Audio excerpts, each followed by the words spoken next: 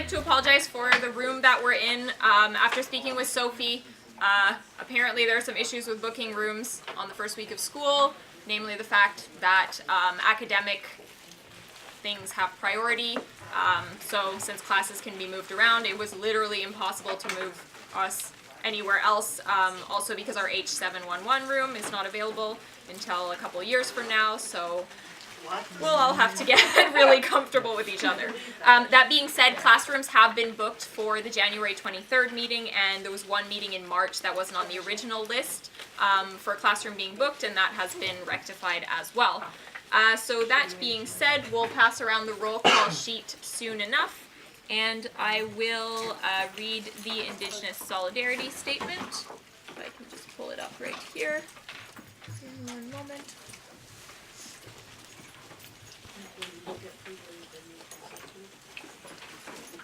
Right, so we'd like to begin by acknowledging that Concordia University is located on unceded Indigenous lands. The Ganyan-Gehaga nation is recognized as the custodians of the lands and waters on which we gather today. Montreal is historically known as a gathering place for many First Nations. Today it is home to a diverse population of Indigenous and other peoples. We respect the continued connections with the past, present, and future in our ongoing relationships with Indigenous and other peoples within the Montreal community. So that being said, other announcement, we have a new minute keeper, so I'd like to present to you Elizabeth, if you're wondering who the person on my right is. Thank you. Yes, thank you very much for being here. And Elizabeth will be with us until the end of the year, so they're not an intern minute keeper. So welcome. As well, yeah, I think that's about it. We do have some excusals to get through. If anyone remembers, the December meeting quorum was hit around 7:30, so we didn't get through anything procedural, so that's why there's a whole bunch of returning business to come back. And a bunch of requests for excusal to deal with that were in my chairperson's report that I will pull up in a moment. As well, today I have requests for excusal from both Akira and Michelle, who ended up making it anyways. So in that case, just Akira. Yes, Sophie? And Princess. Oh, and Princess as well. Okay. Margot? All right. Do we have a second? Jared? Is there any opposition to excusing Princess and Akira? All right, so that carries unanimously. And as well, if we want to deal with excusals from last week, from last month, let me just pull up my report. So I received requests from Hilal, Jad, Zoe, Sammy, Jared, Rory, Sophie, Akira, and Samantha. Yes, Margot? I move to excuse all of those folks. Okay, do we have a second? Wait, I also wasn't there for that page. Okay, and Paige, that's okay. Everyone's okay with the amendment. Seconded by Marlene. Is there any opposition to excusing the counselors from the December meeting? Counselors and executives, sorry. Okay, so that carries unanimously. I was there. Yes. I was there. Oh, you were. Oh, yes, that's right. Sorry, my mistake. I'll send you the list, but you can take out Sammy. Sorry, all that minus Sammy. Okay, so that being said, we're on approval of the agenda. So if there's anything to modify, subtract, add, amend. Yes, Michelle? I would like to remove CCSL and postpone it to the next meeting. Okay. Yes. I just more so a question, because was there anything from Princess in terms of reports, or? No, I did not receive reports from Princess or Akira for the meeting. Okay, well, all right. Just thanks for the clarification, I guess. Okay. Is there anything else to add, amend? Okay, I'm just going to dump my own report to the end because it's in closed session, so it'll make things go faster if everyone's okay with that. And all right, so if there's nothing else, all those in favor of, or I just need a motion to approve the agenda and all things under consent. Rowan, do we have a second? Margot, is there any opposition to approving the agenda? Perfect, so that carries unanimously. And then we are on presentation and guest speakers, and that is JMAS, and I just noticed Margot walking in. I'm here. Yes, so you have the floor. Yeah, definitely. All right, so I'm here to present today, essentially. I presented on December for the tax clinic, and I'm here for the same reason today. A PowerPoint presentation was created for December, and I believe it was distributed, so you guys might have access to that in your emails. The chair can confirm that. Perfect. I won't present with a PowerPoint today because we did film it last week or last month, so a video is available to you guys for the full presentation with the slide deck. I'll give you the executive summary today. Essentially, the Tax Clinic is an initiative that's 3 years old. It's been operated by JMAS for the last 3 years, and what we do is perform free tax services or we file tax returns for free for students and community at large if they meet specific criteria, which is they have to have under $25,000 of income and other specific types of income have to be lower than certain amounts. And so really what we're doing here is we're helping people who are underprivileged receive services for free via our student body. So our accounting student body does learn about tax, and so they would be the best suited for this. Our school or program does not teach students how to use tax software, which is where JMAS comes in. So we provide education to these students on how to use the software that will be used in firms, for example, or in the workforce. And so we provide students with training that will be professional. We provide student body who are not accountants with free tax services and community at large as well. And so what we're asking for is financing from the CSU as well as help within marketing reach, because we have very strong marketing channels within JMSB, but outside of JMSB it's much weaker.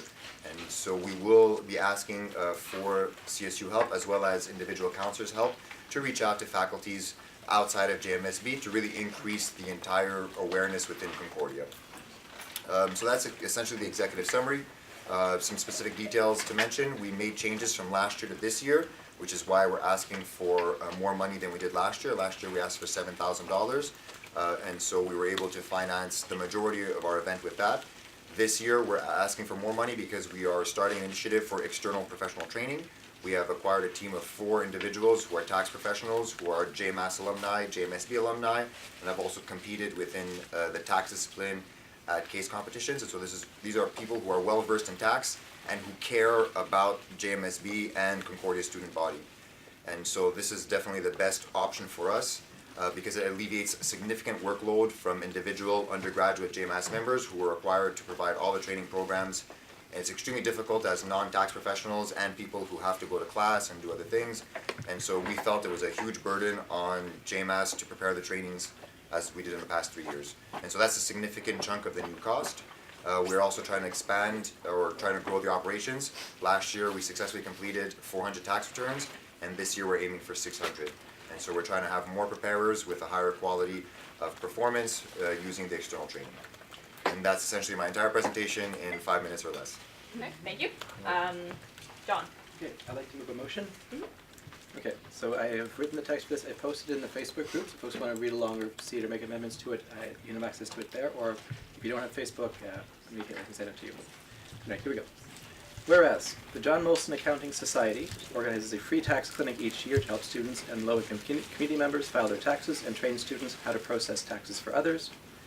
And whereas in winter 2018, the JMAS Free Tax Clinic helped approximately 400 people file tax returns and trained over 100 students with valuable and playable skills.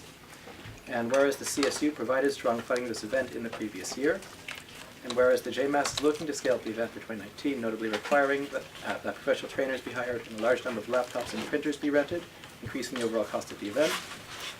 And whereas the Student Endowment Fund may be used to, quote, support student-driven initiatives consisting mostly of, but not limited to, capital construction and renovation projects, such proposed projects shall benefit the entire student body, end quote. And whereas the JMAS's budgeted costs for capital/equipment costs is comparable to previous year's funding, the event benefits community members and students and has academic value for students.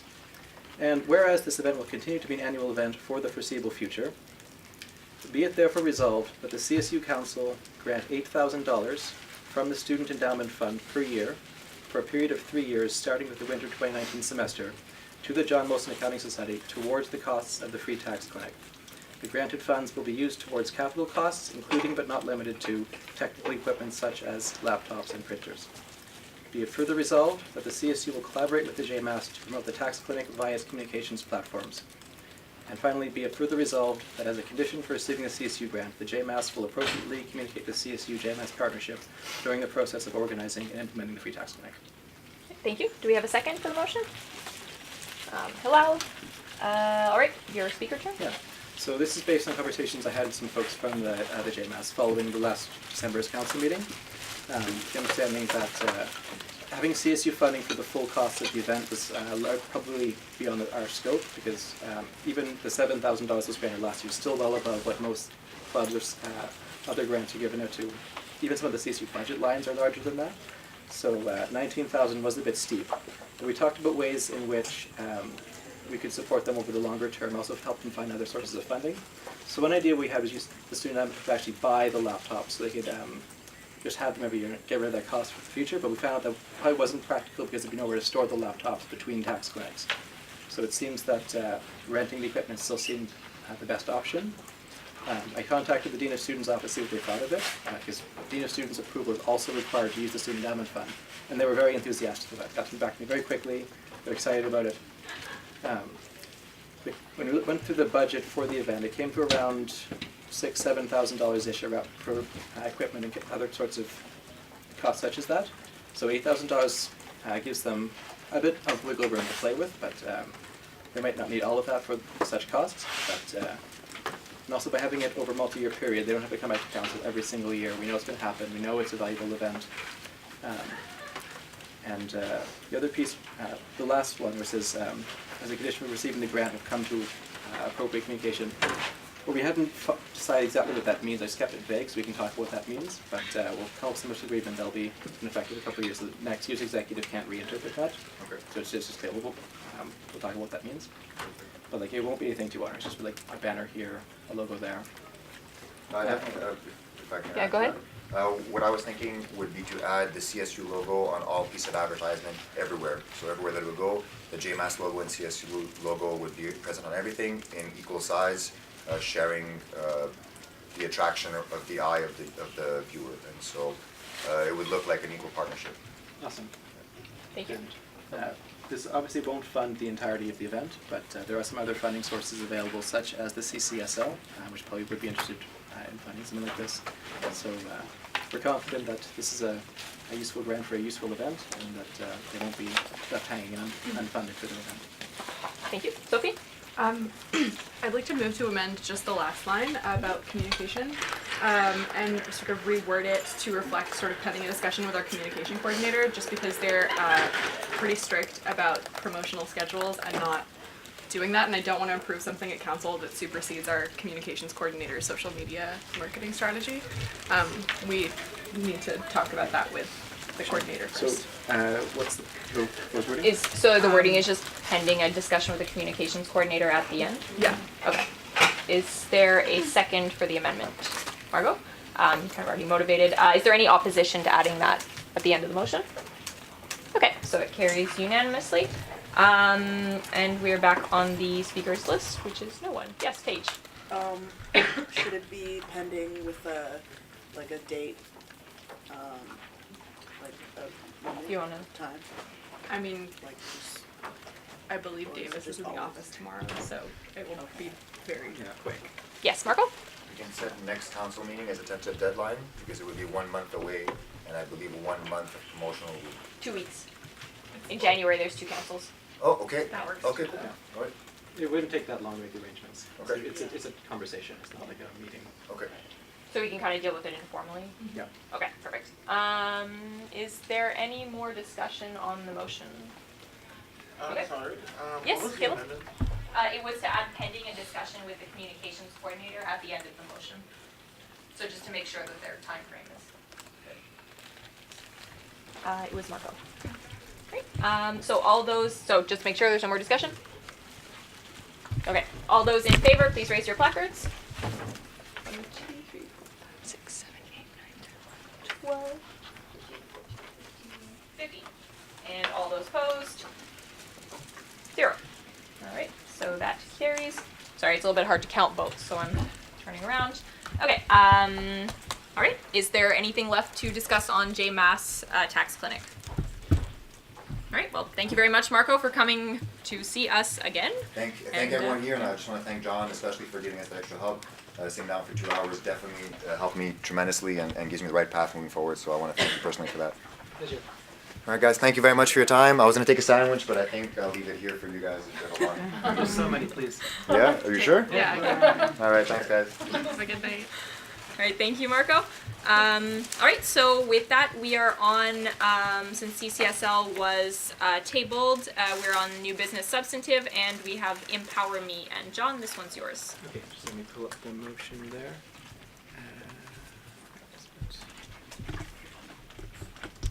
I'm sorry. Where is it? New business, empower me. Come on. Okay, so I'll just read the motion. Whereas claims data from the CSU's health plan shows that students are accessing services for mental health, such as psychological counseling, more and more frequently. And whereas a clear need is demonstrated for expanding mental health services to students. And whereas ASEC Student Care, the CSU's health plan provider, has offered Empower Me as an additional service which can be added to the health plan's coverage at an estimated cost of $4.20 per student. And whereas Empower Me is a service built around short-term, solution-focused counseling, available 24/7 by telephone, video counseling, e-counseling, and in person. And whereas the CSU Health and Dental Plan has a sizable reserve fund that can absorb the costs of adding Empower Me for the rest of the fiscal year without affecting premiums that students pay, be it resolved that the CSU Council approve the addition of ASEC/Student Care's Empower Me service in the Student Health Plan. Thank you. Do you have a second? Second? Anyone? Hello? All right, John, your motivation? So this is something that I'm really excited to be presenting to you folks today. When we first started this job, we met with ASEC and asked them what options might be to increase mental health services under the health plan. And among other options, this is one of the things that they came up with for us. And I think it's a really interesting model where students can access 24 hours, 7 days a week counseling services. You can call them anytime, and you can set the sort of mental health counseling that is most comfortable for you. What it does is they have a network of mental health specialists, psychologists and masters of social work psychologists all across the country that are part of this network. So by doing that, by having them call in or Skype in to the students, it expands the amount of counselors that can provide health care, meaning shorter wait times to get access to counselors and different times of day which you can reach the counselors. Similar to existing psychological service that exists, it wouldn't be just calling a new person each time you go into Empower Me. You'd be set up with a specific counselor, and unless you asked otherwise, you'd be seeing the same person over and over again, building a rapport with somebody that you trust. But the difference is that some of it will be done over the phone or over Skype, and in doing so expands the amount of mental health professionals that are available. The GSA already has this service. They implemented, I think, back in the fall. And so as a result of that, ASEC has already been working with Concordia Health Services to sort of integrate Empower Me and other ASEC services, so better to coordinate the Concordia staff's knowledge of what services ASEC covers and offers, such as a better level of integration, which I think is exciting. On the financial side of things, I have the numbers because at least one person emailed me about it. To do a full year of Empower Me would cost $97,210 approximately. If we approve this motion tonight, it will be effective February 1st. So the cost until the end of the semester will be $31,737. That will be out of the health plan revenue, not operating budget or anything else. So, for context, before adding on the Empower Me service, we're projecting a surplus in the health plan of $254,000. With that, that would bring our total reserve by the end of the year to $717,000. So, adding Empower Me will reduce the total growth in the plan, but only marginally. It will mean that the fund reserve grows by $22,263 this year, so I believe that we can, without question, afford to do so. And finally, because the CSU and ASEC health plan will be renegotiated next year, we don't so much need to worry about the long-term effect on it, because in the coming year we'll be renegotiating the health plan, and with that comes the premiums over a multi-year period. So it's the question about adding this service in the long term doesn't really come up, because it's up for the next year's team to negotiate that multi-year period. So for now we're just talking about adding Empower Me for the winter semester at a cost of about $32,000. And because we have such a strong surplus already, I think it's an easy thing to add on. It'll benefit a lot of students, because the addition of different types of counseling means that students, an additional layer of student might be able to access mental health care that might not have typically gone to psychology offices. So like, well, we could do other options to expand mental health care, such as increasing the coverage allowance for psychology cover. Like currently it's $75 per visit. We could increase that to 80 to 90 to whatever. But I think that adding the Empower Me service is both cheaper and will make mental health care services more accessible to a new layer of students, and it'll have a bigger impact. So I think this has a lot of benefits, and I'm really excited to present this motion. If you vote for it. Thank you. Margot? It says, and this is just a direct question, it says that it's short-term care, and I'm wondering what exactly that means. Is there like a limit to the amount of times you have access to the services, or? No. Once you have access to it, you can call it whenever, and you'll make appointments with your counselor as you would any other mental health service. Some of the things you can talk about with the counselors is listed in the brochure that was sent out to council. So it would be anything from your typical mental health problems that you go to for counselor. They can even do things like talk about dating or talk about financial sources of stress. It's basically just new ways to access mental health professionals. I'm going to say that because you're a student, you're only here in Concordia for so long, we'll be on that plan for so long. This person's probably not going to be your counselor for life, but it could be at least for a couple of years if you're just starting in school. Did you have a follow-up? Yeah, I was wondering if there's like a plan for advertisement for this that's like outside of just ASEC's list on the website, things that are covered? Yes. Yeah, cool. So the things that are covered under Empower Me is in the brochure that's sent out to council. We chose February 1st as a start, our potential start date for this plan rather than immediately, because we could just flip the switch, offer it tomorrow. But we need some time to promote it to students, saying, hey, this service exists, did you know? Here's what you can do with it. So CSU will be promoting it, and ASEC will be helping us with that. Thank you. Rowan? Yeah, just for context for council, when we were doing the RFP negotiations a couple years back, we were talking about switching to self-insured, so essentially taking on the risk ourselves, which would greatly diminish the cost of our health insurance. And to do that, we needed a reserve fund.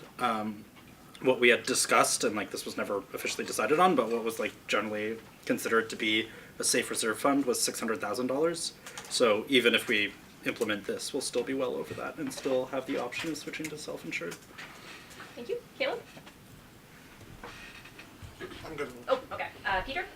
Yeah, it's still the question that I had from last semester. How are you going to use this if it's not a GMSP student, or I mean, just are you still have funds for other departments though? Can they still use this? Are you talking about the tax clinic? Yes, the tax clinic. Tax clinic is available for everyone. Yeah. This is about the mental health addition to the health policy. Thank you. Sam? Yes, it says on the flyer, the pamphlet, the document that was sent out, it says that there is a downloadable Empower Me mobile app for students. I was wondering where Empower Me was on the development of the app and if it was ready, if we can have access to how the design works. I honestly don't know the answer to that. I will have to follow up on that. Thank you. Yes. Would Caleb? that be the student care?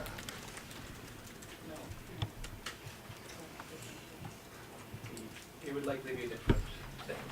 All right. Thank you. Is there any more discussion on the Empower Me motion?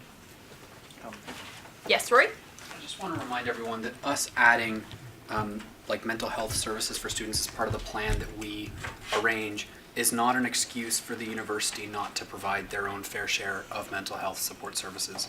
So I don't want this to seem like the CSU is picking up the slack and providing an excuse for Concordia to not expand the services that they already offer.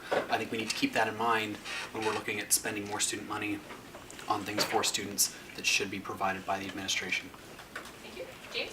Yeah, so I just kind of have a more general question about this will have no impact at all on insurance premiums or anything because it's being renegotiated next year, or is like what's the thing? Like, are students gonna now have to be paying more money out of their the fee levy that's going to the health plan, or like what's the actual financial cost to the students themselves? The cost of students for the period of the winter semester is $0 because the health plan premiums for the year were set by council back in the summer. So those have already been locked in. Unless council votes to change the premiums wouldn't change. The $4.20 figure is not so much that students will pay an extra $4.20, but rather the anticipated cost of delivery of this service in terms of claims being made against our health plan will likely average out to about $4.20 per student. If that makes sense. Okay. Okay. And it's going to be paid out of ours, and it's going to be paid out of our $720,000 reserve fund. Yes. No, not really. When students pay their tuition, Right. they pay all the extra fees as well, including the health plan premiums. And so we collect all that, and then over the course of the year, we send it to ASEC, and then over the course of the year, students make claims against the health plan. So there's money that comes in the form of student fees, and then goes out in the form of claims. So what it'll mean is that more money goes out in the form of claims, but it will still work out to be that more money came in than went out. Thank you. Sophie? Yeah, I just wanted to comment on something that Councillor Rory mentioned, which was that this shouldn't be an excuse to pick up the slack for mental health services that the university should be providing. I've actually been in contact with Michelle and Michaela with the Access Center for Students with Disability and the head of wellness at Concordia, and we are working on having a meeting, and we're also working on projects to encourage the university to increase the services that they offer through Michelle's excellent recovery program project that she's been working on. So that is something, we're not just giving this as a Band-Aid, we're giving this as a Band-Aid and additionally continuing our advocacy work at the administrative level. Alright, thank you. Is there any more discussion to be had? Okay, so if not, we can, yes, John? Yeah, I think Rory's point was actually really good. If you go to some of the libraries here in Montreal, you can find a book by a person named Helen Heaney. It's called Life Before Medicare. And it's a collection of stories from folks that lived in the days before Canada had public health care. And some of them are really jarring. It's like, if you couldn't afford to have health care, medicine consists of aspirin for pain, powdered mustard for muscle sores, and then maybe alcohol for everything else. So maybe in 20, 50 years, I hope that we'll be looking back on this today as the Dark Ages, when students had to beg university administrators for access to mental health care. Because in 50 years, mental health care will be part of public health care system, accessible and universal to all. The fact that we're having this conversation, we have to have a health plan in the first place, should definitely be questioned. In the short term, we definitely should do what we can to help students fill the gaps, but the reason the student union exists is to upload these services to the government level. So yeah, I really appreciate him making that remark. Thank you. James? Oh, yeah, I was about to, not really kind of about the health plan, so yeah, I was about just to kind of say that, we don't really need to go back to, 1950s Canada to figure out what it's like to not have health care. We can just look across the border. Yay. Thank you. Okay, so if there's nothing further, we can move. Yes, Sammy? Sam, sorry. You can call me Sammy, that's okay. So I don't want to be pushy about the mobile app. I just want to make sure that it is functional and it is going to work well in time for Empower Me to become available for the winter semester. So in that case, I was wondering, is there a way we can regroup to discuss the development on the mobile app? Is there a way we can access its design? Do we even get any room to make comments on it, or is it just more of an approval process? So a couple people, did you want to respond to Michelle? So my understanding is that Student Care has been providing this service in a lot of different schools.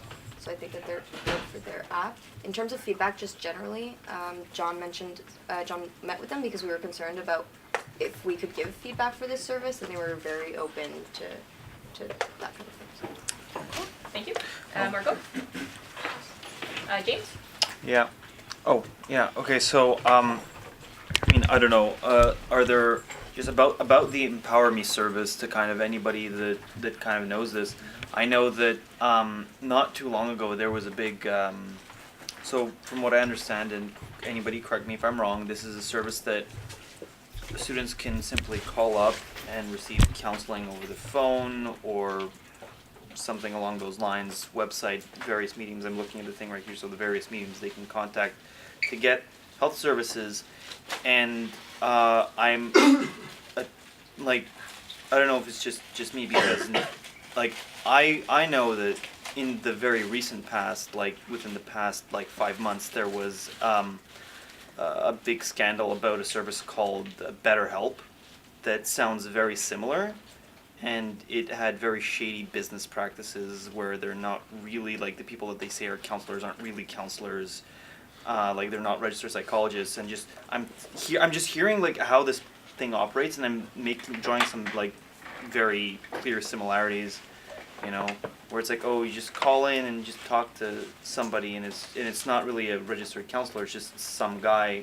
on the other end of the phone that's being billed as something that's not. And does anybody have any? Those are great concerns. We actually had the same things to ASEC about this.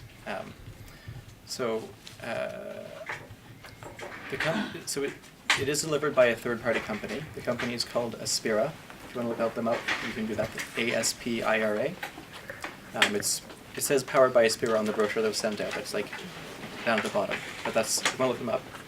All of the counselors are trained by requirement. So they either have a psychology degree or a master's of social work.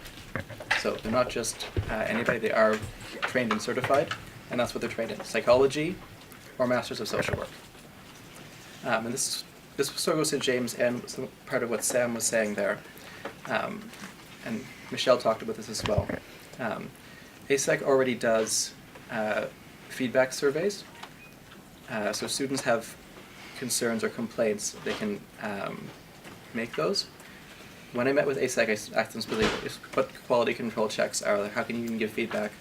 And they proposed the idea of when we're promoting Empower Me to Concordia students, that they would create a specific email so people can give feedback around Empower Me, and they would put that on their promotional materials. So if people have negative experiences or want to suggest things, they have a specific contact line about that specific service. Thank you. So if there's no further discussion, then we can move to a vote. So all those in favor of the Empower Me motion, please raise your placards.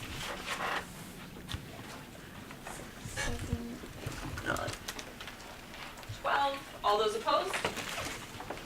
Perfect. So that carries. Like my abstention noted. Abstention. Okay, so James, David, Sammy, Caleb, Peter. Yeah. 5. And if they want it noted, you just have to write their names. So James, Sammy, David, and Peter. Oh, that is 4. Okay. Oh, and Caleb, sorry. There we go. Alright. So that carries. Okay, so we are, if there's nothing further, we're now on returning business from the last couple meetings, starting with accessibility for student parents. And Michaela, is this yours? Could it be over there? Lex. I'm right here. There you are. Okay. Whereas student parents experience an unhealthy amount of emotional distress, including stress surrounding academic and financial situations, social isolation, because of lack of free time and loneliness, as they do not feel they can be involved in the university community. Whereas student parents may require additional accommodations in order to be involved in student life activities, offering childcare services is one of the ways that we can make our events more accessible to the student parent population. Be it resolved that all CSU events are required to publicly offer childcare upon request within 48 hours notice unless the event is stated to be child-friendly. All promotional material has to indicate if the event is child-friendly or childcare is offered, along with the necessary contact information. Be it further resolved that the student life coordinator is responsible for making sure the childcare list is up to date each year. Be it further resolved that when providing funding to events by student clubs, projects, and groups on campus, the CSU may require childcare services to be available at said funded event within 48 hours notice upon request. Thank you. Do we have a second? Seconded by Sophie. And your motivation, Lexi? Yep, so we drafted up this motion as just a way to put teeth to the motion we passed closer to the beginning of the year in support of student parents. It's one of the more obvious ways that we can actually act on that motion, so. Okay. Thank you. Margot? I'm wondering 2 things. Who, like, is the childcare provided by the daycare, or who's the childcare, like who are the people caring for the children? And 2, are all clubs required to have this as well for their events under the CSU? Do you want to respond? Yep. So the childcare list, we're working on it currently, and it will be made up of. We're talking with the childcare director about people who would be qualified and interested to be on the list. So it's a developing list, but everyone will be counted for by someone who knows. The second one was clubs. It says that we may require. So I think it would depend on probably the type of event, club event. Or So yeah. Thank you. Marley? My question was more about the procedure. So if, like, let's say someone asks basically for a parental basis for child so anyway, this policy, like within 48 hours, who unlocks the funds basically? Like, so it'll be us, or what's going on basically? Like, who's going to unlock the funds? Whoever can. So are you talking about the section where it says other groups may need to do this? Yeah, exactly. So it's basically if they're getting, let's say on external committee, they're funding an event. Yeah. If you're giving them money already, you can give the restriction of you need to offer on your posters, say that within 48 hours there needs to be childcare offered if someone requests it. So it's like you're giving money already to an event, and part of that money needs to go, if someone does request it, to childcare. Okay. Yeah, so it's not just in general for clubs, it's if we're giving a specific amount of money for an event, that committee can decide that there's that restriction. Thank you. Paige? I received. Sophie?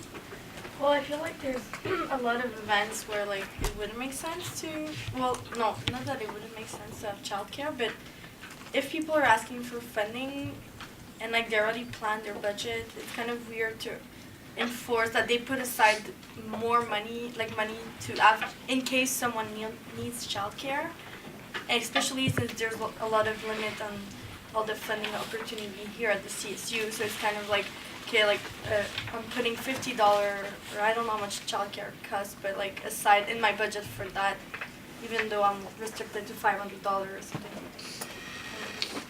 I can answer that question. Yeah, go ahead. Yeah, so we're actually not asking that. We're asking, we're saying that there's an option for if you're giving money to an event. It's not in their usual budget of an annual budget. It's we're giving money to a First Voices Week event, and in that event, the committee members say that this applies where it's not really a child-friendly event. So we're going to ask them that with this money, they also need to offer childcare if it's requested. We're not saying that childcare always has to be offered because there's many events where it's child-friendly anyways. And we're not saying that any funding we have for events has to have childcare. It's only up to the committee to decide if they want to add that, and we're giving money for that as well for consideration. I don't think it's that hard. Maybe it's confusing, the wording. I don't know. Thank you. Caleb? Right. My question is simple. Is this exclusive to campus events? What I mean by that is events being held on campus. In general for the policy? Okay. No, it's for, there's no specification of it just being on campus. It's just, if it's a CSU event, then we need to make it child-friendly or provide childcare. Okay. Can I ask a follow-up? Yep. No, because my concern raises on the last issue, the last point of the motion, which says, I think somebody brought it up in terms of any clubs associated with the CSU, like student clubs associated with the CSU. So my question is, That's actually, go ahead, not actually please. the case. I think Leslie was meaning that if we're giving like money to a club or group through a committee, not through just the budgets that we already give them, we're not expecting them to do events with childcare. It's if we're giving a specific amount of money for a specific event and it's appropriate to also request childcare. It's not just for all clubs. Yeah. Thank you. Peter? The question that I have right now is what if is half and half, meaning that what if for example, like one event that they have like half of the time are like childcare and supportive, but then the other half are not. We still consider them as eligible for this program or not? Also, how much funding are we thinking of doing though? I couldn't hear that properly, sorry.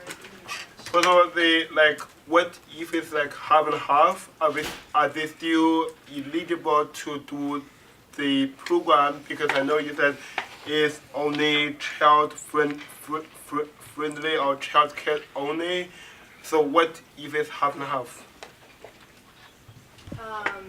I mean, like half of them are child care, but No, there's no half and half. It's just the event, a CSU event, needs to either be child friendly or have childcare offered if requested. There's no half and half, yeah. There could be all events that are just child friendly and there's no childcare, or it could be all, it could be the opposite. So what if they also involve something else, so they're not eligible for this? What if they're involved something else? If they're involved in something else, are they going to be eligible? And what do you mean involved in what? Like other stuff like outside of childcare or child friendly. Could you just clarify the question? Sorry. Like just want to make sure that like if they go beyond this child friendly or child care, but they also involve some child friendly and or like child care, are they still eligible for this or not? Like if they are on the borderline of this. Of child friendly and child care, Yeah. like how do you decide? Yeah. I think we're leaving that up for individuals to decide. We're not going to be specific of exactly what that means. Yeah, like for example, if there's alcohol around or it's like a dangerous environment, we're kind of leaving it up for interpretation that it just needs to be a priority to think about when you're doing an event, that you have to just take time to consider this. Thank you. Paige? Just to clarify. So if someone like planned an event and then the event was coming up and no one requested childcare, You don't need to have childcare. excellent. All right. Thank you. Paige here. Michaela. Right. Yes, Patrick. Okay, just a question. So, like, let's just say, from my understanding, this would only be mainly dealing with the external committee. So, my question is like, if somebody's applying for money, will that be made clear when they're applying for it? That's just my main question. Yeah. It's not just for external, I just gave that as an example. Okay. It's for any committee that will give funding to a group. Well, I think we are allowed to give restrictions with funding, so I don't think they need to be notified in advance. I think when you're giving funding, you should consider that if there's childcare, maybe you should add an extra like $50, I don't know, but I don't think they need to be warned in advance about having to provide childcare. We're also, our list, should be also available to people if requested. So let's say we're giving $200 to an event, it needs to include childcare within 48 hours notice. We can also include in that email, we have a list for you to consult if you need support in who would do that work if someone requested. Thank you. Sam? I do want to clarify that I believe I have signed checks in the past requesting childcare, and it was stated in the details when the request was made. So like the date, the time, whatever's owed, all those things are made clear. So be it known that it will happen more often and we are making it a clear service offered at events. We do know when it's gonna happen and when it has been made in time. And yeah, thank you. Okay, is there any further discussion on the accessibility for student parents motion? Alright, so all those in favor, please raise your placards.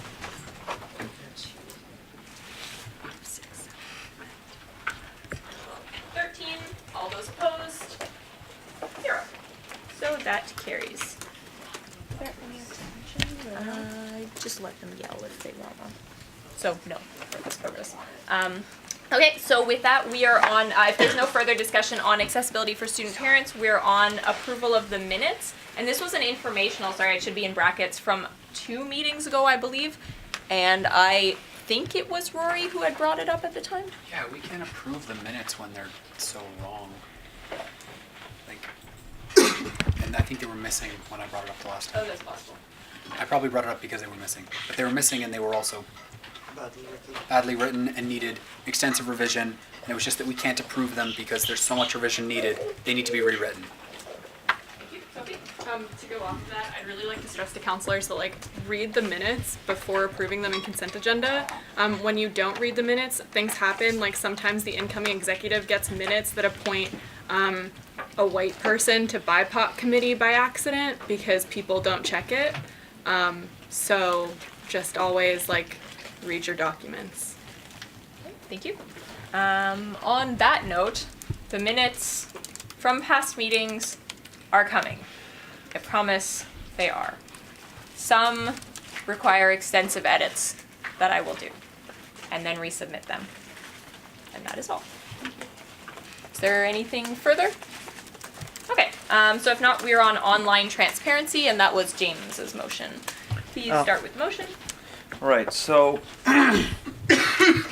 about the motion, let's just gather it up right now. Motion online transparency. Whereas CSU members have incomplete information regarding the identities of their representatives through online sources, whereas the CSU website only contains information about the number of seats allotted to faculties and no further information on whether or not they are occupied, whereas it's impossible to know if a counselor has resigned or not based on only the election results posted by the chief electoral officer, whereas CSU members have no direct information about the current composition of committees other than by viewing council sessions in their entirety on late posted CUTV videos through YouTube, whereas the idea of online streaming has already been discussed. Be resolved, the CSU and its officers endeavor to set up live streams of all open session, regular, and special council meetings on the official CSU Facebook account. Be it further resolved that the CSU make an effort to create a YouTube account for the same purpose. Be it further resolved the CSU provide official email addresses to all councillors. Be it further resolved the CSU website includes names, photographs, and official CSU emails of all sitting councillors organized by faculty. Empty seats are to be indicated by generic unknown pictures along with the phrase vacant seat instead of a name and email address. Be it further resolved councillors be allowed to write a short 1-paragraph bio to be included along with their name and photograph. This bio will be entirely optional, and effort will be made to include bios into the framework at any point in the year. Be it further resolved, CSU Policy Committee in this current man may make an effort to include the continuation of this practice in the standing regulations so this becomes binding on future councils. Be it further resolved, CSU include the composition of all standing and ad hoc committees on its website consisting of the member name and faculty membership. The number of vacancies and qualifications to fill those vacancies will also be included under their appropriate committees. Be it further resolved that this information be placed in an appropriate and visible way on the CSU website. Thank you. Oh, it just needs a second. Yes, David, your motivation, James? Right, so while between the time that I submitted this motion and today, I made aware of a few things that make a few bits of this a bit irrelevant, like the email addresses. We should have gotten those already. We are entitled to those already by the standing regulations. So that's, just as a part of this resolution, it's not a relevant part of the resolution. Point of information, counselors who requested them were given them. I'll address the rest of it when it's speaking. Okay, thank you. I did request one. Okay. Do you want to make Anyway, going? making a point that's an irrelevant part of the result, which should be probably removed from the resolution. But otherwise, kind of what it says on the tin. It's kind of, I want to kind of increase the amount of access the students have to the CSU and to council, because we are their representatives. We should be representing them. And if the students don't know who we are, or how to contact us, or what we kind of stand for, that's an issue, right? If you know, we're all considered as members of the board of directors of this council, and if you don't want to represent students, if you don't want, you know, your faculty knowing who you are, then you have no business being in council in the first place, because this is your job, right? You know, so, and this is like, and I made sure, like, this is not like your official, like, not your personal email. This is like for kind of only CSU like this. The email that's going to be posted is the CSU email, so it's not your personal email address. It's the official kind of work email that you have, well, work email, quote unquote, that you would have. And I think that pretty straightforward. Okay, thank you. Sophie. First of all, James, on September, Address the chair. sorry, to the chair, my counselor, James Hanna, received their personal email on September 6th at 4:20 p.m. with the password and login. They were told that it was through Outlook Office 365. I have the entire exchange. I won't share it because it does contain the login credentials for that email address. Secondly, upon discussing with our IT coordinator, it became clear that due to the high turnover of counselor positions, to have official emails for counselors, it might make more sense, and to have more continuity and archival, to create set emails where it's basically Arts and Sci 1 for the amount of seats that are available for counselors. That way we're not having to constantly recreate new email addresses, and there's if counselors receive emails within their counselor capacities and new counselors require access to them, they will remain consistent throughout.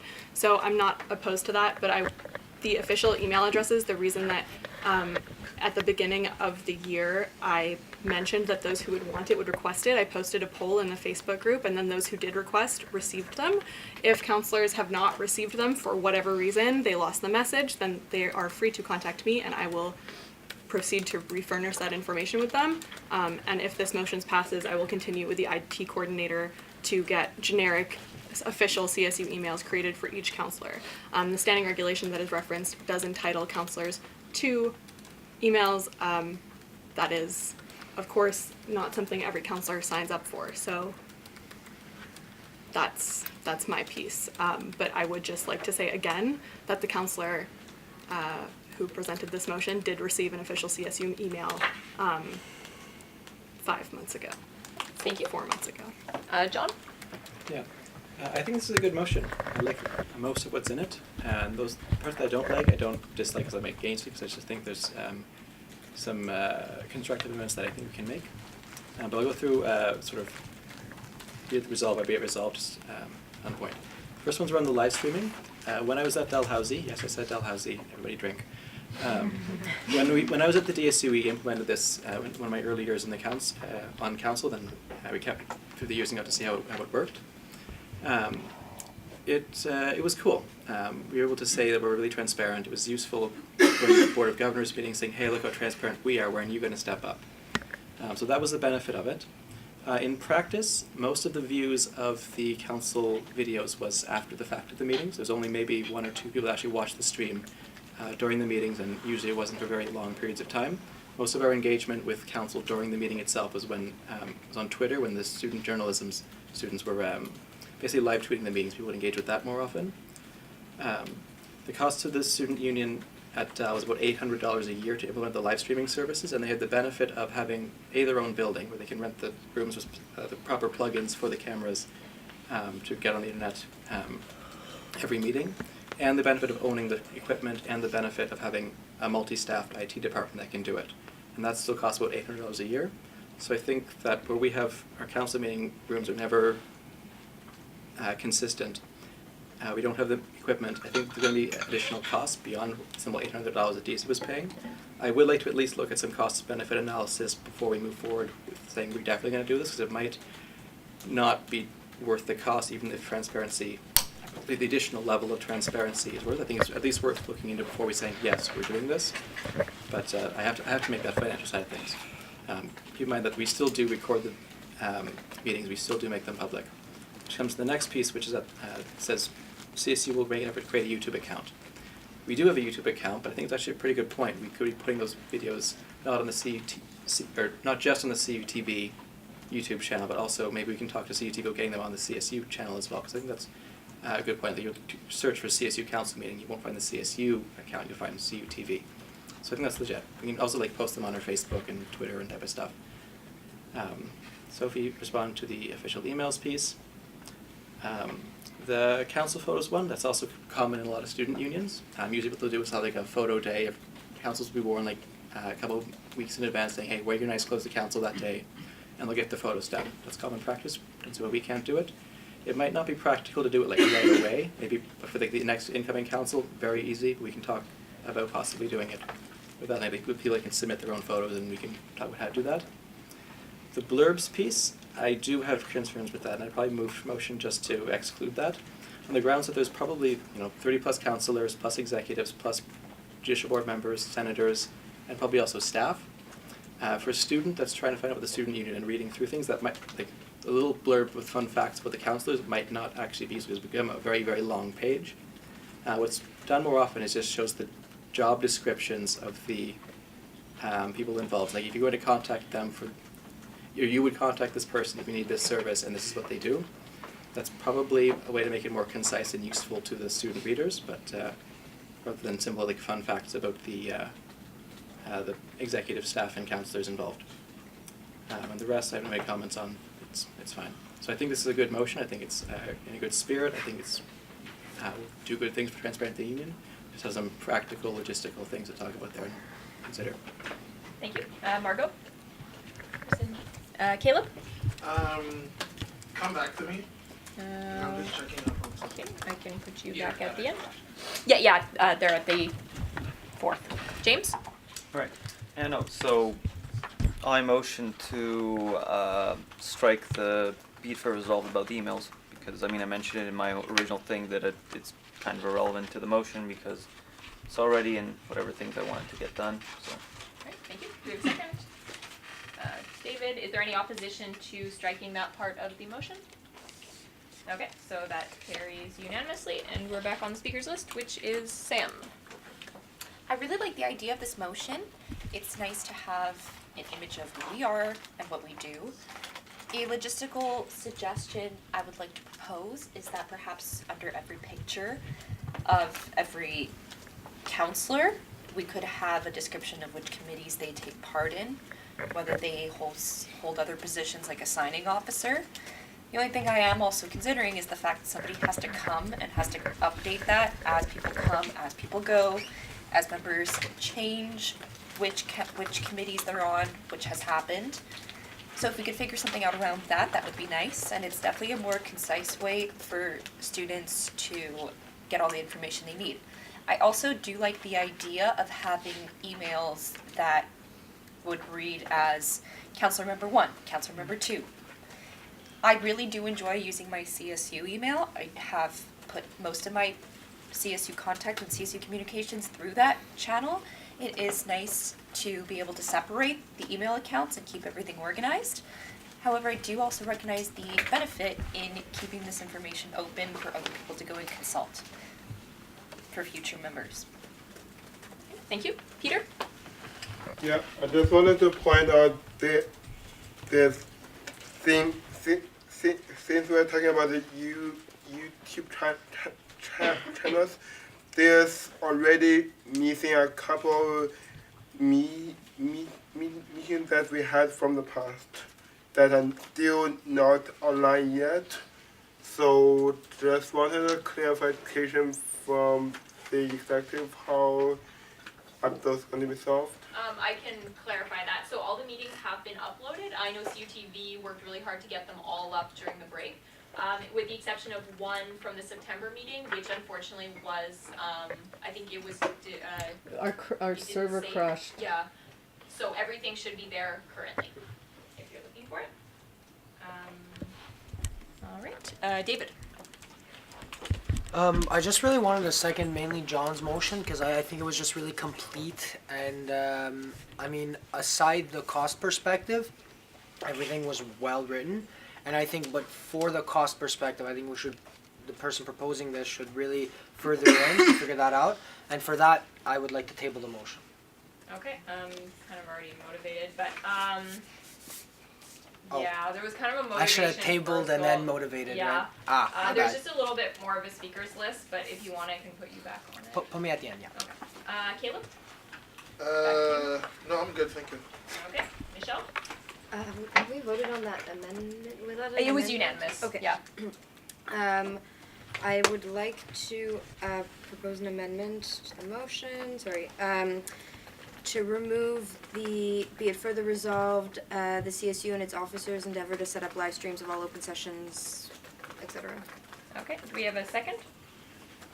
Rowan, do you want to motivate Michelle? Yeah, I really like the motion. I think we've discussed a little bit about some small tweaks. I just think that considering that we have film sessions that are online that people often don't watch anyway, that the cost of putting a live stream would be unwise financially.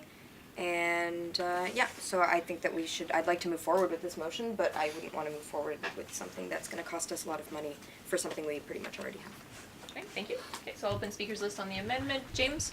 I mean, the kind of I tried to structure my motion in a way to kind of the way that it's phrased that CSU and Saucer will endeavor to do this is because I think it's a good idea, but recognizing that they're like it might not be worth it or something. We'll try to do this if it's not financially worth it. If it's not that, it's baked into the cake essentially that we can kind of have we tried to do this, but we didn't. It wasn't viable or something along those lines. So I don't believe that this amendment is necessary.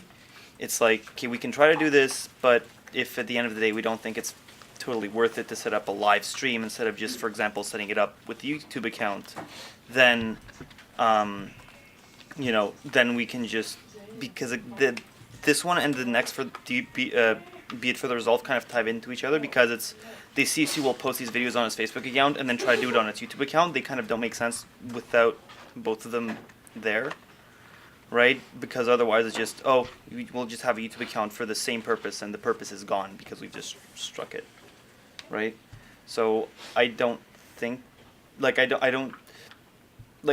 understand, I understand that, for the amount of people that view it, might not be financially worth it, but I think it's already kind of baked into the motion that we can kind of take a step back and say, well, we tried to do this, but at the end of the day, we didn't see that the cost benefit analysis was there.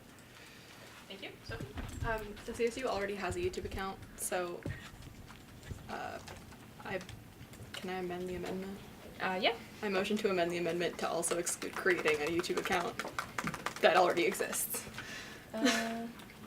Right now the amendment just says to remove the be it further resolved that the CSU officers endeavor to set up a live stream. Was there and also be it further resolved that we set up can I just add that to the amendment? Yes. Okay. The first two. Yeah. Okay, sorry, I don't have the motion in front of me. Sorry, you don't have to either. What's the...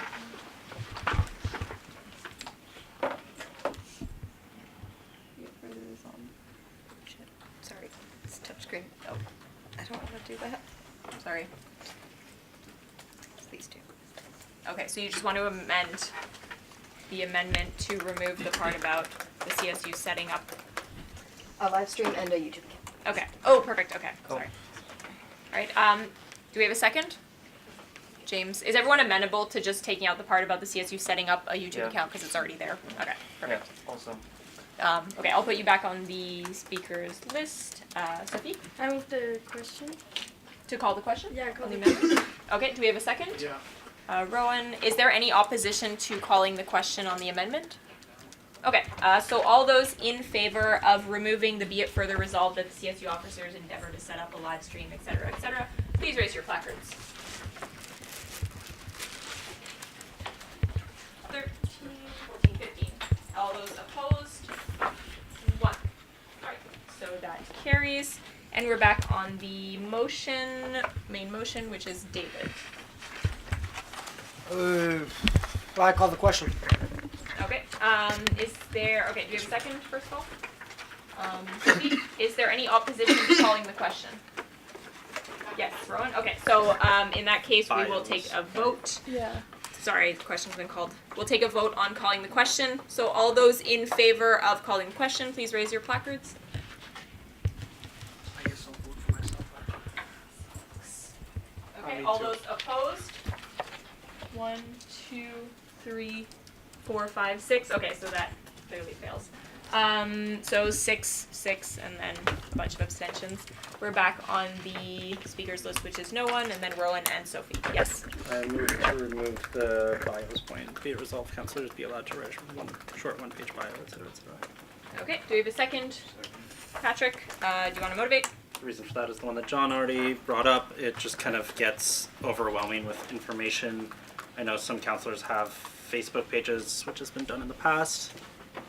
So like there are other ways that you can like put more information on what you stand on out there, but I think like John said, it just gets really hectic and it gets difficult and inaccessible to read. Okay, do we have, is there any opposition to removing the part about bios first of all, or do you want to start discussion? I want to start a discussion Yep. instead of just kind of removing bios, because it's kind of a section about what goes together with the name and the photograph, right? So it kind of goes in that part. So instead of kind of having a bio, because we've kind of said okay about length, you know. Actually, wait, no, we're already putting council. We're already putting committee membership, so committee membership's already there. So, instead of bios, just additional responsibilities that aren't listed in committees.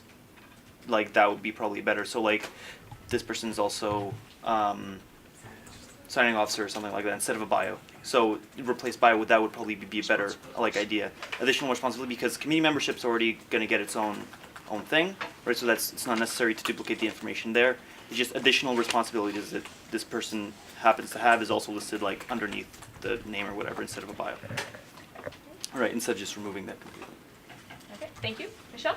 So could we say job description? Instead of a personal bio, just whatever appropriate job description.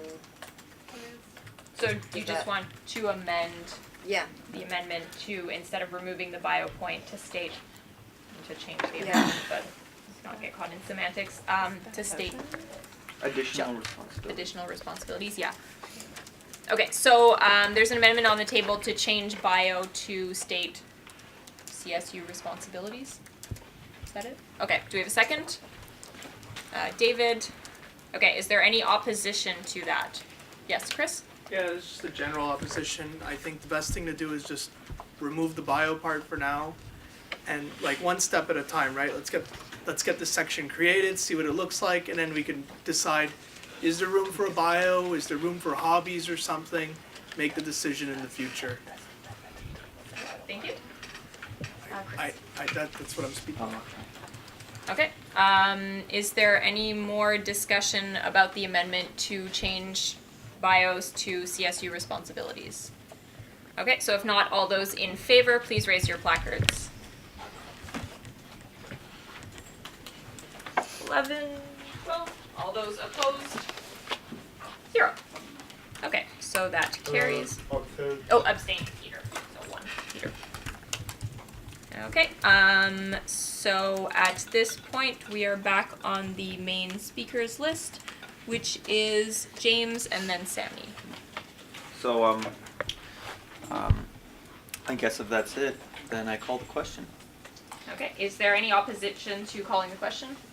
You're opposed to calling the question? I want to just let Sammy talk. I just want to say I didn't even get on the speakers list. I don't know how I got on the speakers list.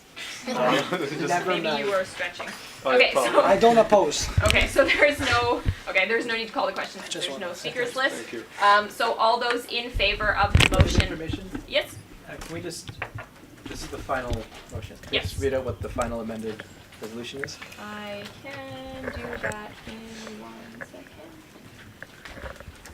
Alright, so it is all the whereas clauses, and then be it resolved that the CSU and its officers endeavor to, no, we had taken that out. So minus that part. Be it further resolved that the CSU make an effort to create a YouTube account. We had taken that out.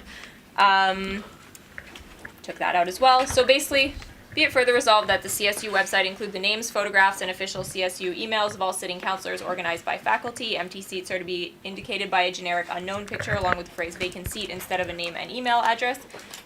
Be it further resolved that councilors be allowed to, instead of one paragraph bio, it's going to state, be it further resolved that councilors have, I guess it would be it resolved that there be, I think the wording was CSU responsibilities. Where'd you go? Okay, and then be it resolved that the CSU Policy Committee in its current mandate make an effort to include the annual continuation of this practice in the standing regulations so that this becomes the rules not only for council but future councils as well. Be it resolved that the CSU include the composition of all standing and ad hoc committees on its website consisting of the committee member name and faculty membership. The number of vacancies and qualifications to fill those vacancies will also be included under their appropriate committees. And be it further resolved that this information be placed in an appropriate and visible way on the CSU's website. So basically, if you're looking at the motion, the first, second, and third be it resolved are gone, and then one paragraph bio has been changed to CSU responsibilities. Is everyone okay with that? All right, so all those in favor, please raise your placards.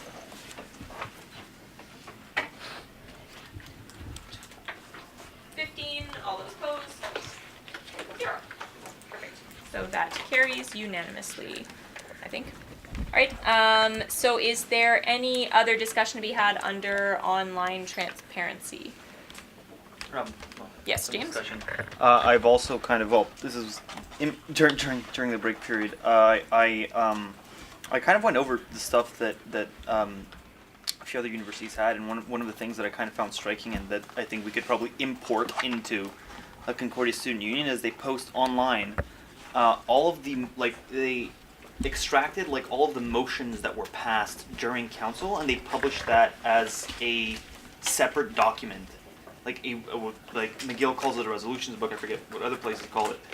But it's essentially just from the beginning of mandate, all of the motions that passed, what majority they were passed with, and anybody that wanted their name specifically under that, and just to have that on the website. These motions passed, right? Because, this stuff's binding for future councils, right? And I was going to, and to have this transparent online, I was going to write up, I was working on writing up something for that, now, because anyway, to kind of get a book like that for at least start with this council to just comb through the minutes or whatever to see what stuff that we've gotten and publish that at least for this council, and then try to work backwards as well for that. So I'm currently, before we start discussion, I was currently working on writing that, something along the lines of that. And I guess it technically counts as online transparency because we can put that online.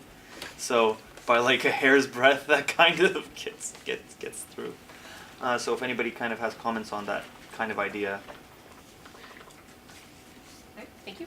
Rory was first, but didn't you raise your placard? First on, no, I've lost my train of thought now. And then you were first on the speakers list. Yeah, I've lost my train of thought. Oh, okay. Sophie? I'd just like to say that I think that's a great idea. We do have, I believe, minutes archived with all the motions that are passed, and I have a book of minutes from last year's council. Some of the minutes from last year's council are very long, so it's hard to narrow down what the motions are, but I think that that's just good corporate governance, and I don't necessarily think that has to be motioned, as it's our legal responsibility anyway, so it's in progress. Thank you. Yes, Rory? Yeah, it's something that CASA did, something that CASA still does, is an index of motions. I found it really, really helpful if you miss a meeting and you want to go through exactly what was decided. It's like a one-pager. There's not more than one page of motions. Yes, it's our responsibility to do it, and we should be doing it anyway. It should be easy for us to go through minutes and see what's been decided. But the reality is that it's not. Minutes are long. And I think that motioning this just put something in place for it to happen. And I think that's the intention here, is just to raise it, say, do we all agree with getting some sort of index or collection of resolutions, whatever you want to call it. If so, then let's choose someone, they're going to make it happen, and then it actually happens. Instead of just saying it's an intention that we want to happen in general. Thank you. Sophie? I I motion to mandate the executive to create an index of motions for the current mandate and set up infrastructure to ensure past motions can be included by the end of mandate. I'm open to flexibility with that. That's throwing it out there. Do we have a second for the motion? James? Second the motion. Okay, I mean, do you want, well, Sophie's motivation, if you want to speak after. I think the motivation came from the discussion we just had. I'm open to amendments. I meant for that to also include being online, so sorry. Do you want me to, is everyone okay with If adding everyone's an okay if I online just add it, index it will be of posted publicly online. Is that good? Right, is there discussion? Yes, James? I mean, name index of motions sounds a bit robotic. Resolutions book. Resolutions book sounds nice. Resolutions Good. book sounds Everyone's nice. good with that? Everyone's good with resolutions book. Okay, great. Good.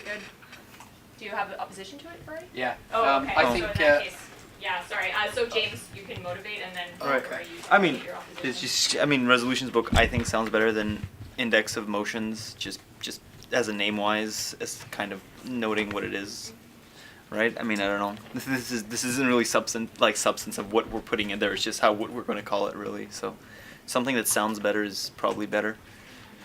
Cory? Yeah, who cares what it costs, or who Called. cares what it's called? I don't care what it's called.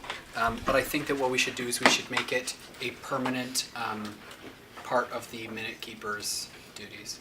I think it should just be like, not to add. It sounds like we're adding more duties onto a new person filling a position. That's not what I'm intending at all. It's just the situation.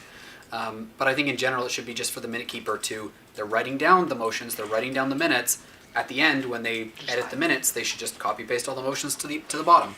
It's really all this needs to be. Just highlight it. It doesn't need to be a fancy Adobe InDesign marketed pamphlet. It's just an index of the motions that passed during a meeting. So I think we should just make it automatically the chair, or not the chairperson, but the minute keeper's job, and then it's just recurring that it's something they do normally, and we pay them to do it. So. Thank you. Sam? Not to contribute to a lengthy discussion, but I do think an index is quite nice because if a student wants to know about a particular motion, they could use the index to search for something quickly. No, it doesn't have to be complicated, it doesn't have to be long. Perhaps a PDF document could be enough if it could even be facilitated that an index could happen in a PDF document, which I believe it can. That may be the easiest way to do it, and having an index in that sense makes it easy for students to access that information, then have to have an estimation of when the motion occurred for them to scroll and find it. Thank you. Caleb? Three things. First thing, when I was minute keeper, I highlighted motions in the minutes. So if you guys were at council, I would always highlight motions to make it easier. First thing. Second thing, I think we're spending way too much time on technicalities. And the third thing is, I think the minute keeper should work with the chair in figuring out what would be a solution that works best for the both of them, and relay that decision or their voices to council. Thank you. James? Right. Also, something I think that should probably be important for people to know is that if it's 2/3, 4/5, or unanimous vote, I think it's just to note that at the end of the somewhere, it's just put that in bold, block letters, this was greater than 2/3, this was more than 4/5, this was unanimous, because those are the three, well, other than simple majority, those are the three super majority. Well, unanimous is different. We just put unanimous because unanimous, but 4/5 and 2/3 are the special super majorities we have. So just to put it in there to kind of note down that this motion did get the appropriate number it needed, in writing. So, whoops, I forgot to put that into motion form, into amendment form. Just Rowan. Well, but I know. So that's kind of. Thank you. But yeah. Rowan? I was just going to call the question. I think we can figure out the technicalities. I don't think that needs to be a council discussion. Okay. The motion on the table right now is a motion to mandate the executive to create an online resolutions book of motions for the current mandate and set up infrastructure to ensure that past motions can be included by the end of the 2018-2019 mandate. Is that acceptable? All right, so all those in favor, please raise your placards.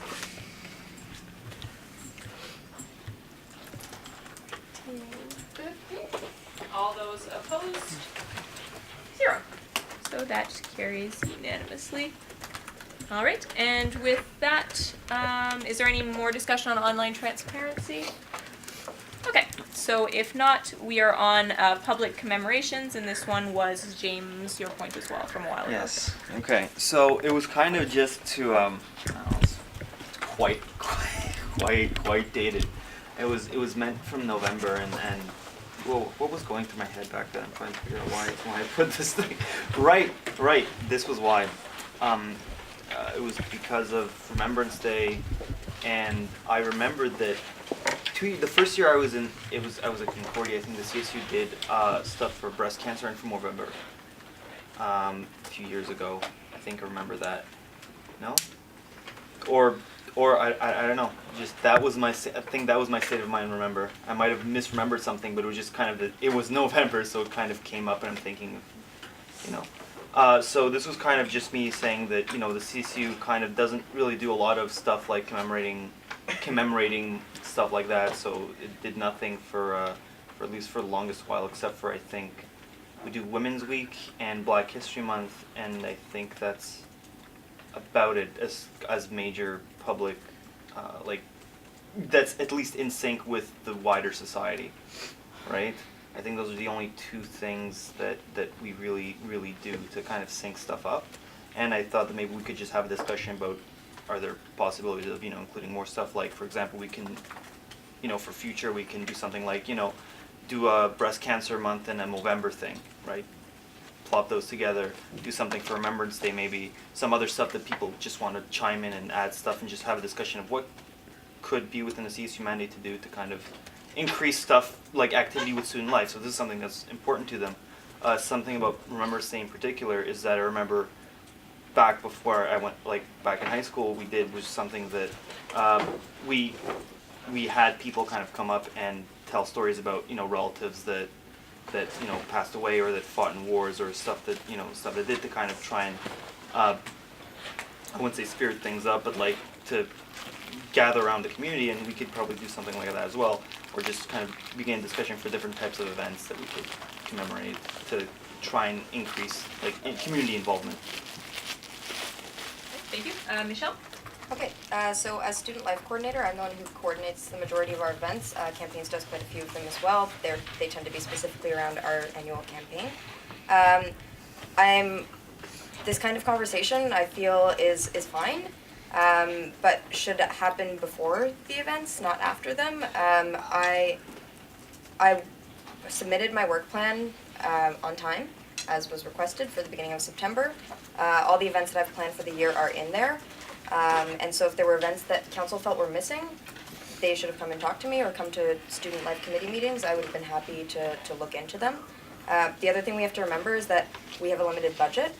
And more importantly, we're running on a different sort of calendar and schedule than everything else. So for example, we are doing rapid HIV testing clinics, and actually the health services had said, oh, well, do you want to do it around National HIV/AIDS Awareness Day? And when we looked at our schedule, it was like, yeah, well, that's exams. So, it's nice if these things line up, and so when they do, we try to make things happen when they line up. But a lot of times we're just sort of trying to schedule things so that students will attend them, not so that there's this general day around it. I think it's great when it does line up, but yeah, we've done a lot. We just have to choose what's important to us. We've addressed mental health. We've addressed sexual violence. We're doing our best to talk about the things that affect students and the community at large. I wouldn't say we have done nothing to tie into things that impact the greater society. But yeah, I'm always open to these conversations. That's what the Student Life Committee is for, and I always ask for feedback from my committee members.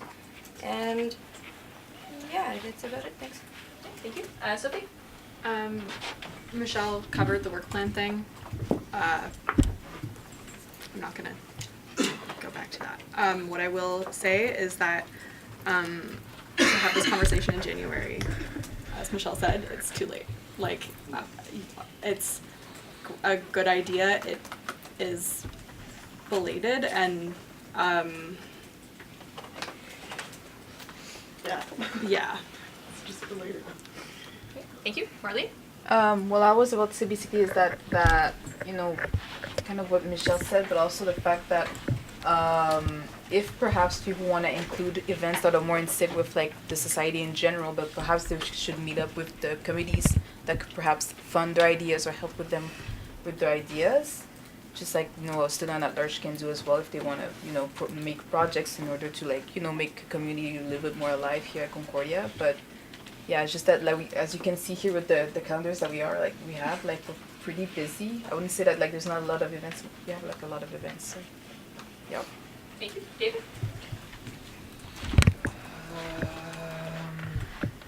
I just want to. Can I ask Michelle a question? Yeah. Am I still on the student life committee? You never were. Good. I resent. Caleb? Right. So. Caleb. No, go ahead if you have a follow-up.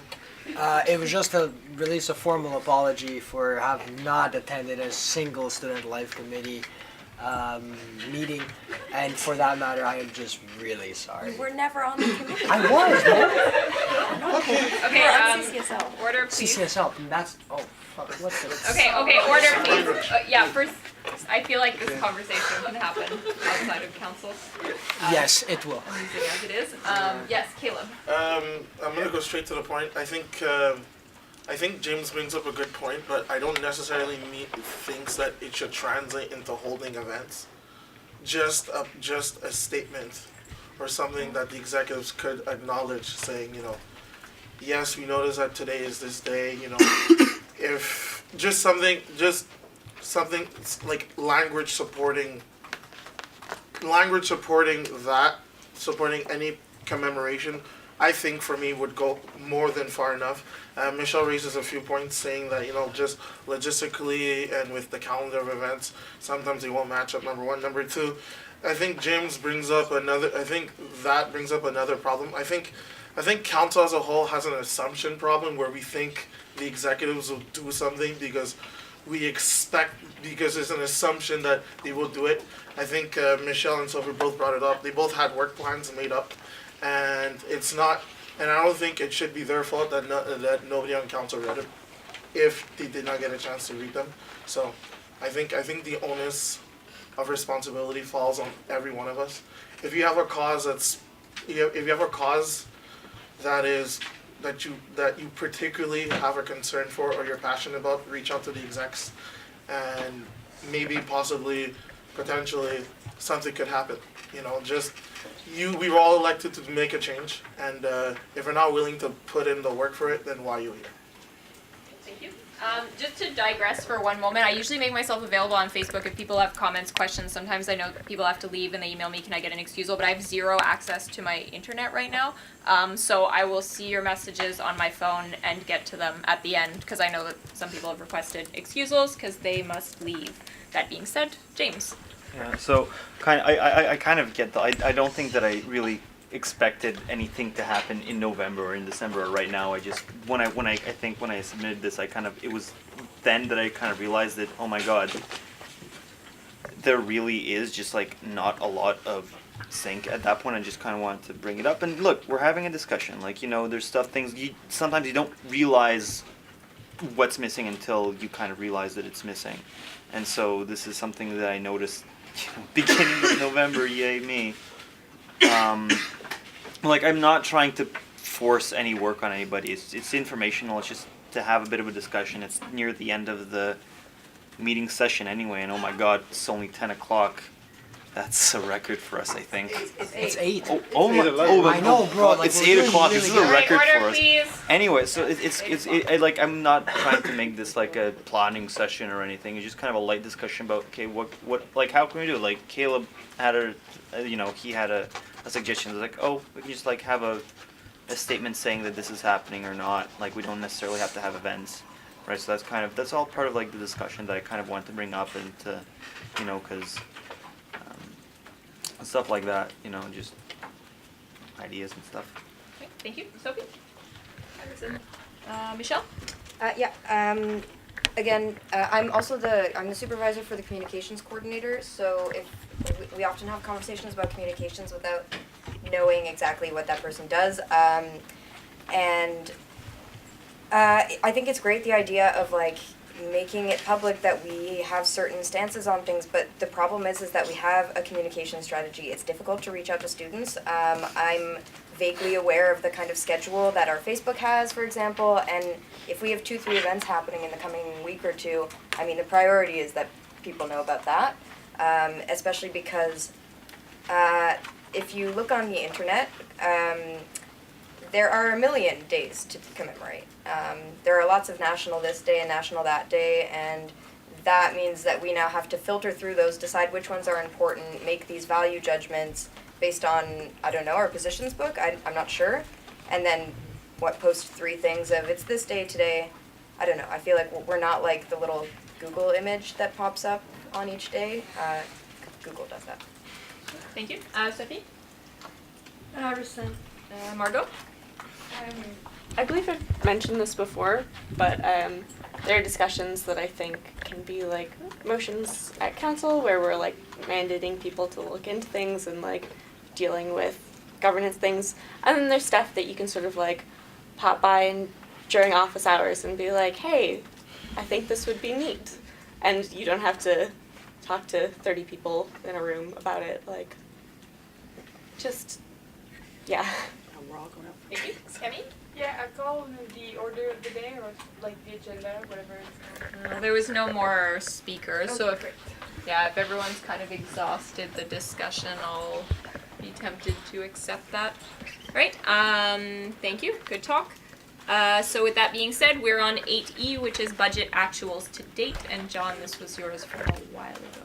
Yeah, so that what I submitted to council and what this item would be as a return item would be the actuals from the end of October.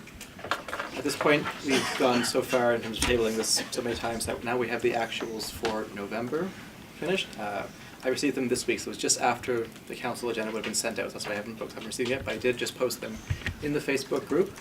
So we can, there's sort of 3 options to go through here. One is I can talk about the October budget actuals, noting that I did give an explanation of them in my last council report. And I was expecting we wouldn't get to the last council meeting, and I was right. So I can talk about October's budget actuals. I can give a verbal update on November's actuals, or we can table this till the next meeting where I can talk about November's actuals after folks have had a chance to read the document. David? I'm down for the table. Okay, is there a second for tabling? Yes. Sophie? Okay, so all those in favor of tabling the entire discussion to next council, please raise your placards. 13, all those opposed? 0. All right. Abstention also? Oh, and 1 abstention. Peter? Actually, Okay. I'm so sorry. I'd like to put myself as well as abstention. Okay, and Sam as well, Samantha. Okay, so 2 abstentions.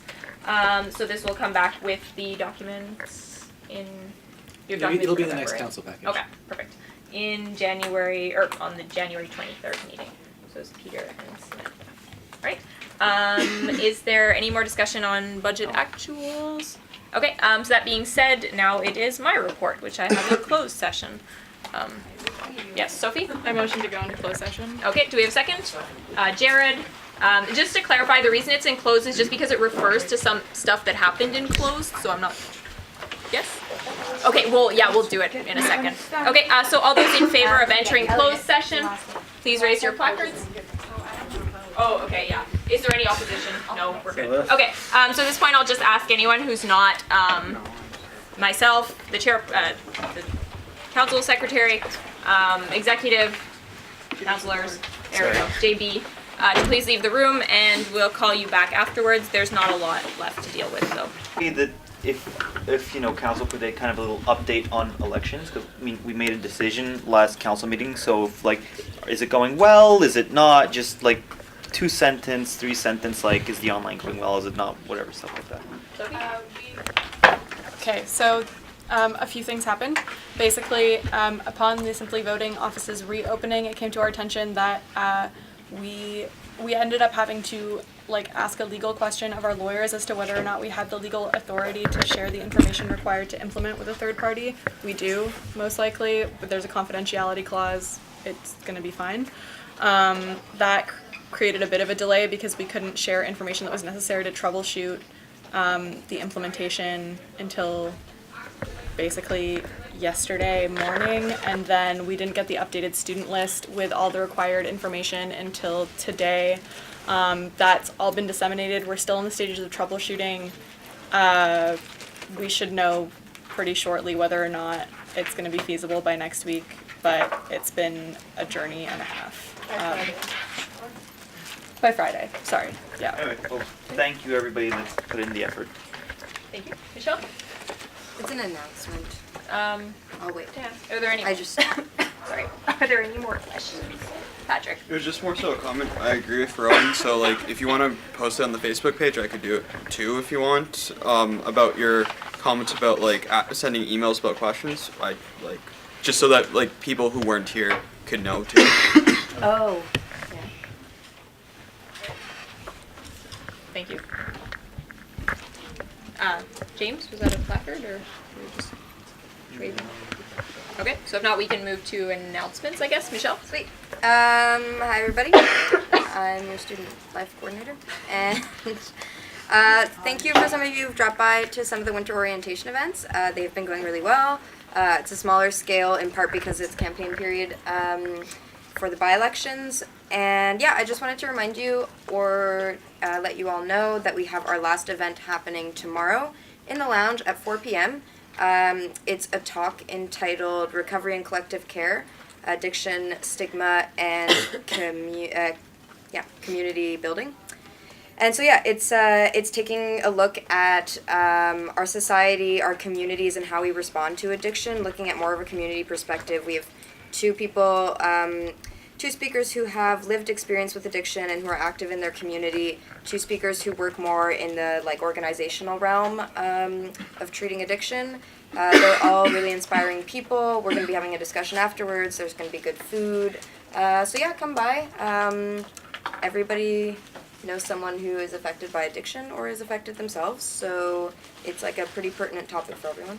And yeah, that's it. Thank you. Peter? Yeah, also quick announcement just to let everyone know that this will be my last council meeting and I'll be resigning next Friday before I leave. And that's basically it. Best of luck on your exchange, Peter? You're going on exchange? Yeah, I'll be going on exchange, so I won't be here for the semester, this semester I mean, so yeah. Best wishes and have fun. Have fun, learn lots. Have fun. Yes. Enjoy. James? Yeah, announcements. So it is January 9th, and I just kind of wanted to wish everybody who is still on the old calendar a very Merry Christmas to everybody who celebrated it on Sunday and Monday. For all those and everybody that's watching this video, that would watch this video at some point. Everybody that celebrates it on the old calendar, I wish you a very Merry Christmas. Happy Hanukkah. Thank you. There we go. Super late. Well, is there anything left for announcements? No. As well. Yes, Jared. I move to adjourn. Thank you.